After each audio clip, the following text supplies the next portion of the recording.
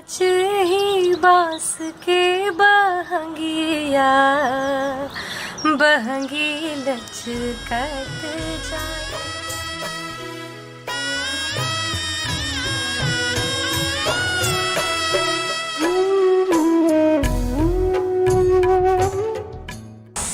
अब इस त्यौहार के अगले चरण में जब हम लोग पहुंचेंगे तो तैयारियां तो अमूमन ये 4-5 दिन से शुरू हो गई हैं। दिवाली के बाद से ही लोग शुरू हो जाते हैं, लेकिन जो त्यौहार का पहला दिन जिसको शुरुआत माना गया है वो है नहा खा से, जहाँ से शुद्धता की शुरुआत होती है। आज लौकी और चावल खाने की प्रथा है, तो ये एक बिल्कुल शुद्ध खाना है जिसको आज व्रती खाती हैं, और इसको खाने के बाद वो कल जो है वो खरने के लिए तैयारी शुरू हो जाती है। लौकी भात खाने के पीछे क्या कारण क्या है? लौकी भात क्यों खाया? लौकी सबसे शुद्ध जो है वो माना जाता है। कद्दू जो है सबसे शुद्ध माना जाता है, इसलिए किसी भी व्रत में, और सुपाच्य भी होता है। 3 दिन का मान लीजिए व्रत है तो उसमें सुपाच्य का भी ध्यान रखा जाता है। ये तो मतलब एक शुरुआत है हम लोगों की छठ की। और आइए हम लोग थोड़ा सा, चूँकि गांव में हमको अपना खेत भी थोड़ा सा पसंद है, तो आइए थोड़ा सा खेत की तरफ भी चलेंगे और कुछ बातें और करेंगे हम लोग, जो छठ के और महत्व को आपको बताएगा कि ये क्यों और किस लिए मनाया जा रहा है।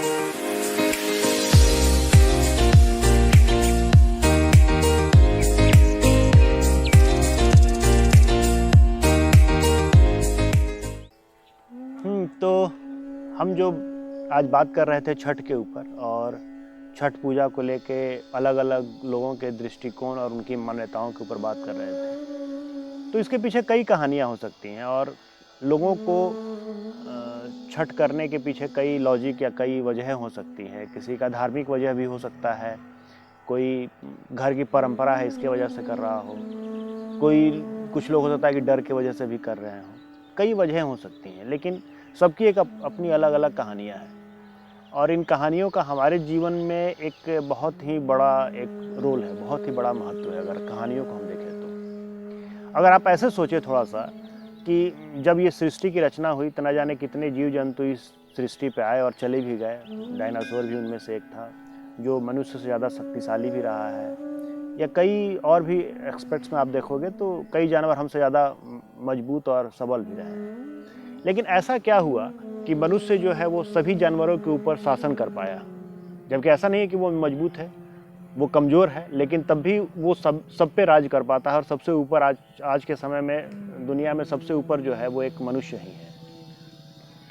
तो इसके दो जो चीज़ें जो हैं, जो हम लोगों को बाकी जानवरों से जो भिन्न करती है, उसमें दो जो वजह मेरे को जो समझ में आता है वो ये, एक तो ये है कि हम लोग एक समूह में रह सकते हैं, और हम लोग फ्लेक्सिबल हैं। अब समूह में तो आप अगर सोचोगे तो मधुमक्खी भी बहुत बड़े समूह में रहती है, लेकिन वो फ्लेक्सिबल नहीं होती है, और उनका कोई बिलीफ सिस्टम नहीं होता है कि जो कहानियाँ हैं उन पे वो विश्वास करती हैं। वजह कुछ भी हो, लेकिन कहानियाँ तो चलती हैं, और कहानियाँ को लोग मानते भी हैं और उन पे विश्वास भी करते हैं।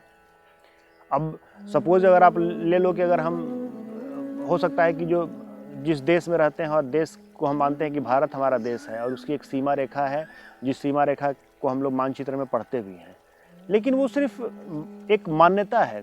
कुछ दो लोगों ने मिल के मान लिया कि ये एक लाइन है, और इस लाइन के आगे तुम्हारा देश है, इस लाइन के आगे हमारा देश, और उस मान्यता को हम दोनों मान रहे हैं। वो भी मान रहे हैं कि यहाँ पे एक लाइन है, और हम भी मान रहे हैं कि वहाँ पे एक लाइन है। जबकि अगर धरती जब बनी थी तो कोई भारत या पाकिस्तान या कोई भी देश, नेपाल या भूटान, कोई भी देश तो ऐसा कुछ बन के हमको मिला नहीं था। उसको हम लोगों ने बांटा, और उस मान्यता को लोगों ने बिलीव किया, उसको लोगों ने ऐसा माना कि हाँ ठीक है, ये कहानियाँ हैं और ये हमारे जीवन के साथ जुड़ी हुई है। अगर आप छठ को भी आप देखें तो ये भी एक कहानी है। इस कहानी को लोगों ने माना, और उस कहानी के बिलीव के वजह से वो आज इतने वर्षों से, अगर आप महाभारत को पढ़ोगे तो महाभारत में भी ये दृश्य आया है कि द्रौपदी ने जब वो जंगल उनको भेज दिया गया था, तो उस दरमियान उन्होंने छठ का व्रत किया था, और छठ के व्रत करने के वजह से उनको फिर वापस धन संपदा और ये सब मिला। सूर्य के बिना आप इस धरती की कल्पना कर ही नहीं सकते हो। कोई भी जीव जंतु, कोई भी आप इस सृष्टि पे आप नहीं रख सकते हो, अगर आप सूर्य को सिर्फ माइनस कर दो तो है। तो ये कहानियाँ वहाँ से चलते हुए आई, और ये समाज को एक साथ लेके सबको एक यूनाइट करके और एक साथ बढ़ने के दिशा में ये जाती हुई आपको दिखाई देंगी। उसमें जो कलसूप का इस्तेमाल हो रहा है, जो बांस का सूप बनाया जा रहा है, वो डोम जाति के लोग उसको बनाते हैं, तो उनके लिए भी एक रोजगार का बहुत साधन मिल गया। अगर आप जो मिट्टी के बर्तन हुए, जो घड़े हो गए या दिए हो गए, वो कुम्हार बना रहे हैं, तो उनके लिए भी जीविका का एक साधन हो गया। या फिर जो लोग फल बेच रहे हैं, उनके लिए भी जीविका का साधन हो गया। या फिर जो और भी चीज़ें, लोग कपड़े खरीद रहे हैं या कुछ भी खरीद रहे हैं तो एक क्या हुआ कि इसमें हर संप्रदाय के लोगों को जोड़ा गया। ठीक है, अगर ये एक कहानी है और कहानी को लोग अगर देखें कि इसमें कुछ अंधविश्वास है, लोग फिजूल का काम करते हैं, इससे कुछ भी होना जाना नहीं है, तो मैं इसको नहीं मानता हूँ कि ऐसा कुछ है। ये कहीं ना कहीं आपके बिलीफ सिस्टम पे काम करता है। पैसे का है, पैसा एक कागज़ का टुकड़ा है, लेकिन हम उसको मान लेते हैं कि हाँ ये पैसा है, तो उसका एक वैल्यू हो जाता है और सामने वाला भी उसको वैल्यू करता है, तो वैल्यू हो जाता है। अगर यहाँ भगवान है तो फिर मंदिरों की आवश्यकता क्या है? मंदिर फिर हम क्यों जाते हैं? क्योंकि मंदिर जाने से एक माहौल मिलता है, हमारे मन को एकाग्र होने का, मन को उस दिशा में सोचने के लिए एक वजह मिलता है। सिमिलर वे में आप अगर ऐसा सोचो कि हम डिस्को क्यों जाते हैं, हम फिर यहाँ भी गाना बजा के डांस कर सकते हैं, लेकिन डिस्को में जाने से आपको एक वजह मिल जाता है, एक माहौल मिल जाता है। सिमिलर वे में आप जब पूजा पाठ या किसी भी इस तरह के आयोजन में जाते हो, तो आपको एक माहौल मिल जाता है, जिस माहौल में आपका मन जो है उस दिशा में काम करता है।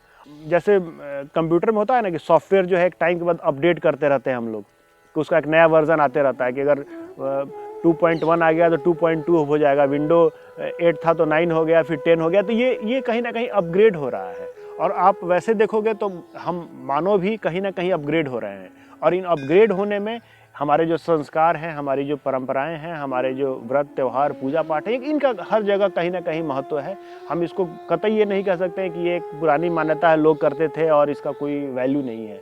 इसका निस्संदेह तौर पर वैल्यू है, और आप उसको उस नज़रिए से, उस चश्मे से अगर आप देखने की कोशिश करोगे, तो आपको निश्चित तौर पे वो रिजल्ट आपको दिखेगा कि हाँ ये सामाजिक तौर पे आपको कहीं ना कहीं ये मदद कर रहा है। तो हम लोग अब आ गए हैं, और ये आज जो नहा खा जो है वो आज है, जो छठ की जो शुरुआत जहाँ से होती है वो नहा खा ही है। जहाँ पे आप देख रहे हैं कि जो छठ जो भी लोग व्रत कर रहे हैं, वो आज कद्दू और चावल, ये इसके जो दो मेन एलिमेंट हैं जो लोग खाते हैं। इसके साथ दाल भी लोग बनाते हैं, या रोटी जो इनको खाना होता है, रोटी भी खाते हैं। और चूँकि आप जैसा देख भी रहे होंगे कि ये बिल्कुल ही शुद्ध खाना है, जिसमें नमक और हल्दी के अलावा कोई बहुत मसाला का भी प्रयोग नहीं है। अग्रासन पहले निकालते हैं लोग। अग्रासन जो है वो उसको कहा जाता है, जो खाने की जो शुरुआत है उसमें खाना सबसे पहले गाय के लिए निकाला जाता है, और सबसे जो अंतिम जो भोजन होता है वो कुत्ते के लिए निकाला जाता है। क्योंकि जानवर जो थे, आप देखोगे कि अगर आप इतिहास ही पढ़ोगे तो जानवर हमारे साथ शुरू से जुड़े हुए थे। अगर पाषाण युग की ही बात करें तो जानवर सबसे पहले हमारे साथी बने थे, और वो हमारे जीवन में कहीं ना कहीं उनका एड ऑन होता है, वो हमारे लिए सहायक होते हैं। तो उसको भी ध्यान रखते हुए एक धार्मिक एंगल भी दे दिया गया कि खाना पहले आप गाय के लिए निकालिए, फिर खुद खाइए, फिर जो बचा हुआ खाना है वो और अन्य जानवरों के लिए। छठ किस तरह से आपके लिए मायने रखता है? ये बहुत ही आस्था का पर्व है, और ये मेरा हर साल हम मनाते हैं। ये व्रत आप पहली बार रख रहे हैं कि पहले से रखते हुए? पहले भी रखे हैं। अच्छा। तो ये इसमें क्या मतलब आप 3 दिन तक लगातार करेंगे? मतलब हाँ, मतलब कुछ लोग जैसे है कि एक दिन के लिए भी करते हैं। एक दिन के लिए करते हैं, लेकिन आप तीनों दिन करेंगे। तो ये जो व्रत है, या नॉर्मली भी हम लोग घरों में जो है गाय के लिए निकालते हैं या लास्ट में कुत्ते के लिए निकालते हैं, तो इसके पीछे क्या कोई कारण भी है? हाँ, रीज़न है ना कि गाय जो है वो, गाय में सारे देवी देवताओं का वास होता है। उसके गोबर से लेके और मुख तक के सारे, जैसे कि वेद पुराणों में भी ये सब चर्चाएं हुई हैं और सबको ये पता है। तो गाय को देने का मतलब है कि घर में पहले भगवान को दिया जाए, और गाय में सारे भगवानों का वास है, तो वो गाय को पहले निकाला जाता है। जब भी निकाला जाए, या तो व्रत में निकाला जाए या फिर ऐसे जो रोज़मर्रा की ज़िंदगी में।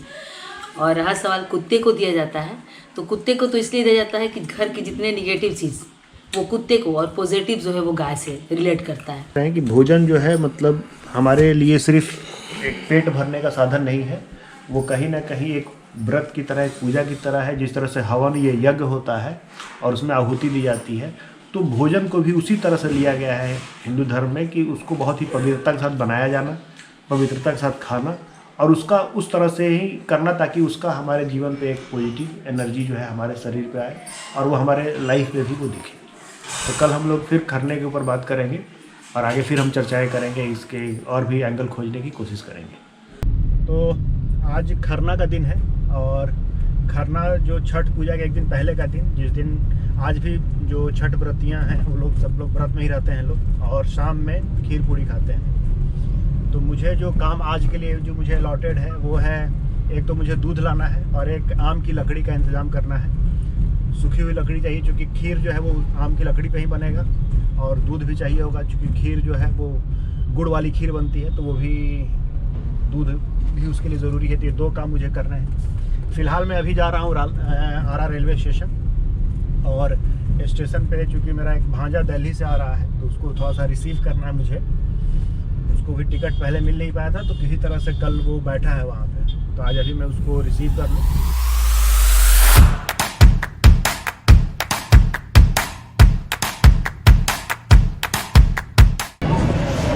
तो हम लोग अब इंतज़ार कर रहे हैं अंकुर का, और अंकुर अब आने वाले हैं, तो स्टेशन पर आ जाए अंकुर। अंकुर कैसा रहा? खुश रहो। कैसा टिकट मिल गया था? टिकट का तो बहुत दिक्कत है, टिकट का बहुत प्रॉब्लम है। हाँ, फिर तत्काल में लेना पड़ा, तत्काल में कैसे करके मिला। अच्छा, तो ये अंकुर आ गए हैं, तो हम लोग चलते हैं नेक्स्ट अपने डेस्टिनेशन की तरफ। और दूध और लकड़ी भी लाना, हमारे वजह से हम इधर फंस गए हैं, तो अब तक लेके आ जाते हैं। तो अब हम लोग आ गए हैं और यहाँ खरना की तैयारी चल रही है। और खरना में मुख्यतः खीर जो कि चावल और गुड़ का बनता है, और रोटी, ये दो चीज़ें अभी व्रती लोग बनाएंगी और खरना की पूजा अब शुरू होने वाला है। तो आइए हम लोग चलते हैं, तो वहाँ देखते हैं कि क्या क्या हो रहा है।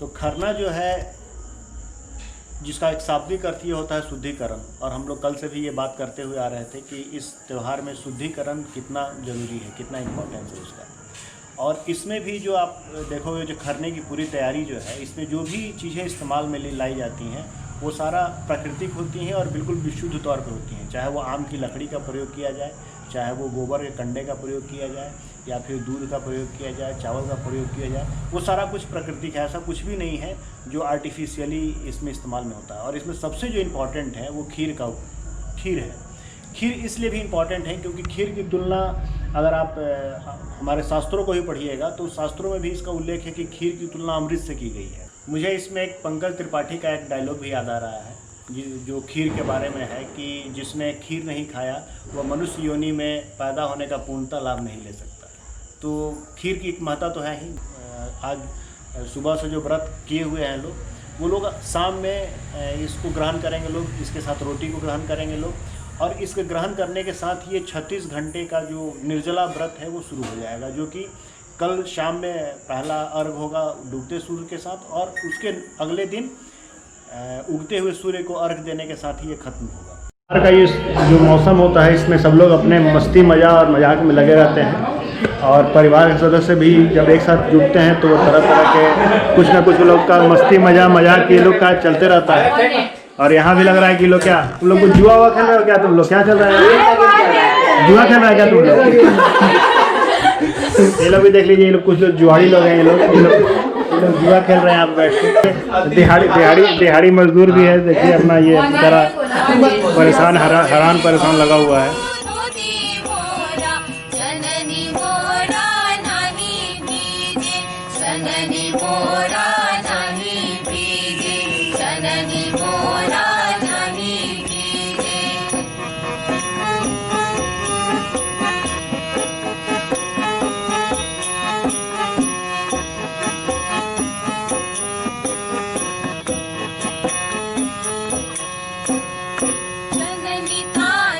चल